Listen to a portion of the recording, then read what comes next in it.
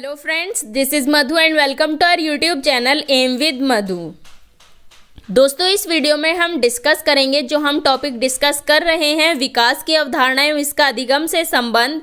ये उसका पार्ट 4 है और ये लास्ट पार्ट है उस टॉपिक का। इसमें हम डिस्कस करेंगे विकास को प्रभावित करने वाले कारक। अगर आपने इससे पहले की 3 वीडियो नहीं देखी तो पहले आप वे 3 वीडियो देखें, उसके बाद आप लास्ट में इस वीडियो को देखें और इससे आप अपने नोट्स बना लें, ताकि आप जब एग्ज़ाम के टाइम रिवीजन करें तो आपको बार बार वीडियोस ना देखनी पड़े। इससे भी आपका टाइम वेस्ट होता है जब आप बार बार वीडियोस देखते हैं। एक बार आप वीडियो देख के उससे आप अपने नोट्स बना लीजिए, उससे आपका क्विक रिवीजन हो जाएगा एग्ज़ाम के टाइम में और आपका टाइम वेस्ट भी नहीं होगा।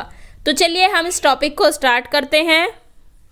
अब बात करते हैं विकास को प्रभावित करने वाले कारकों की, यानी कि फैक्टर्स अफेक्टिंग डेवलपमेंट। कौन कौन से ऐसे कारक हैं जो विकास को प्रभावित करते हैं, वो हम इस वीडियो में देखेंगे। सबसे पहला है हेरिडिटी, यानी कि वंशानुक्रम। वंशानुक्रम का हमारे विकास पर बहुत प्रभाव पड़ता है, ये आपको पता है। वंशानुक्रम शारीरिक विकास को प्रभावित करता है।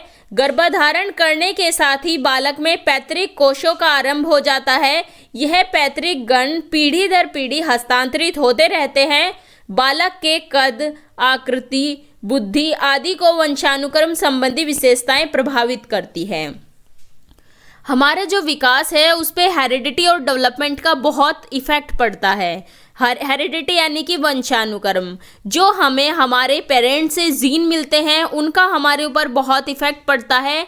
आपने देखा होगा जिसके पेरेंट्स लंबे हैं तो वो बच्चा भी लंबा होता है। ज़्यादातर यही देखा जाता है। हमारी आँखों का कलर, हमारे कद, हमारी आकृति, हमारी बुद्धि, ये सभी हमें वंशानुकृत जो हमारा वंशानुक्रम है इन सभी को वो प्रभावित करता है।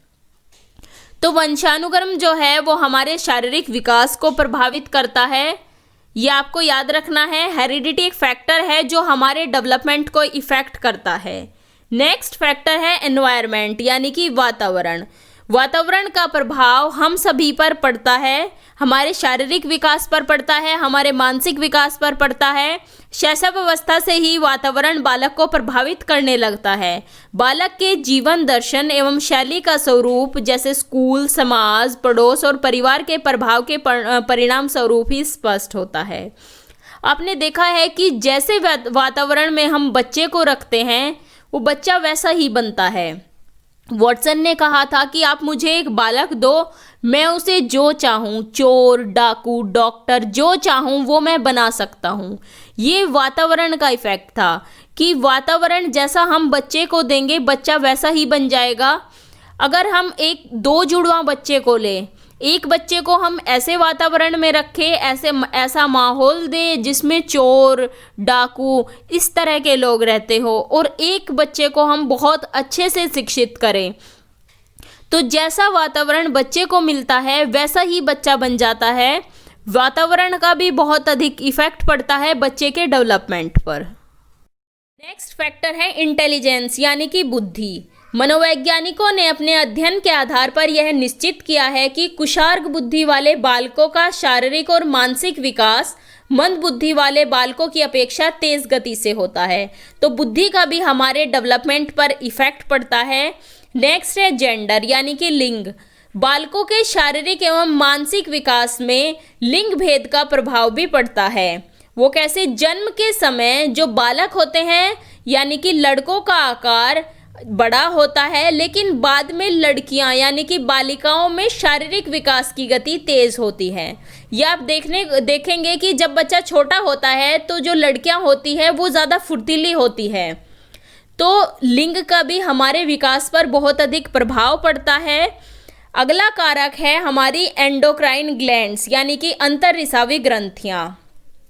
बालक के शरीर में अनेक ऐसी ग्रंथियां होती है जिनमें से विशेष प्रकार के रस का रिसाव होता है। यही रस बालक के विकास को प्रभावित करता है। उदाहरण हम एक देखें तो जो हमारी गल ग्रंथि होती है उससे एक रस का रिसाव होता है, उसका नाम है थायरॉक्साइन। अगर ये रस जो है थायरॉक्साइन, इसका रिसाव ना हो तो बालक बौना रह जाता है। तो हमारी एंडोक्राइन ग्लैंड से जो हार्मोन्स का रिसाव होता है उनका भी हमारे डेवलपमेंट पर बहुत अधिक इफेक्ट पड़ता है। नेक्स्ट है ऑर्डर ऑफ बर्थ यानी कि जन्म कर्म। जन्म कर्म का भी हमारे विकास पर बहुत प्रभाव पड़ता है, क्योंकि बालक के विकास पर परिवार में जन्म कर्म का प्रभाव पड़ता है। परिवार में जन्म लेने वाले प्रथम बालक की अपेक्षा दूसरे और तीसरे बालक का विकास तेज गति से होता है, क्योंकि वे बालक पूर्व में जन्मे बालकों का अनुसरण करके तेजी से सीखते हैं। कैसे? आपने देखा होगा कि जो बड़े भाई बहन होते हैं, जो छोटा बच्चा होता है परिवार में, वे उनका अनुसरण करके, उनको देख के, उनकी नकल करके जल्दी से चीज़ों को सीख लेता है। लेकिन अगर परिवार में जो पहला बच्चा होता है उसे कोई ऐसा नहीं मिलता जिसका वो अनुसरण करके, जिसे वो देखकर सीख सके, इसी वजह से दूसरे और तीसरे बच्चे का विकास तेजी से होता है। नेक्स्ट है हमारा सीवियर डिजीजेज एंड इंजरीज यानी कि भयंकर रोग एवं चोट। इसका भी फर्क पड़ता है हमारे विकास पर। कैसे? जैसे लंबी समय से अगर हमें कोई बीमारी हो जाती है, उससे हमारा शारीरिक विकास रुक जाता है। तो चोट और रोग का भी हमारे विकास पर असर पड़ता है, हमारे विकास को वो इफेक्ट करता है। नेक्स्ट है न्यूट्रिशन यानी कि पोषण आहार। पोषण विकास को प्रभावित करता है। यदि हमारे खाने में अच्छे पोषक तत्व होंगे तो हमारा विकास भी तेजी से होगा। अगला कारक है जो विकास को प्रभावित करता है प्योर एयर एंड लाइट यानी कि शुद्ध वायु और प्रकाश। शुद्ध वायु और प्रकाश न मिलने पर बालक अनेक रोगों का शिकार हो जाता है, जिससे उसके विकास में बाधा आती है। जैसे अगर हमें सूर्य का प्रकाश ना मिले तो हमारे अंदर विटामिन डी की कमी हो जाती है। तो इस प्रकार भी बालक का जो विकास है वो अवरुद्ध होता है। लास्ट पॉइंट है स्पीसीज यानी कि प्रजाति। प्रजाति भी हमारे विकास को प्रभावित करती है। प्रजातीय प्रभाव के कारण बालकों के विकास में विभिन्नता पाई जाती है। अध्ययन से पता चलता है कि उत्तरी यूरोप की अपेक्षा भूमध्य सागरीय बच्चों का विकास तेजी से होता है। तो प्रजाति का भी इफेक्ट पड़ता है हमारे डेवलपमेंट पर। तो इस तरह से ये कुछ फैक्टर्स है, ये कुछ कारक है जो हमारे विकास को प्रभावित करते हैं। ये भी आप ध्यान रखेंगे, क्योंकि इस तरह से क्वेश्चन एग्जाम में पूछा जाता है कि कौन सा ऐसा कारक है जो हमारे विकास को प्रभावित नहीं करता।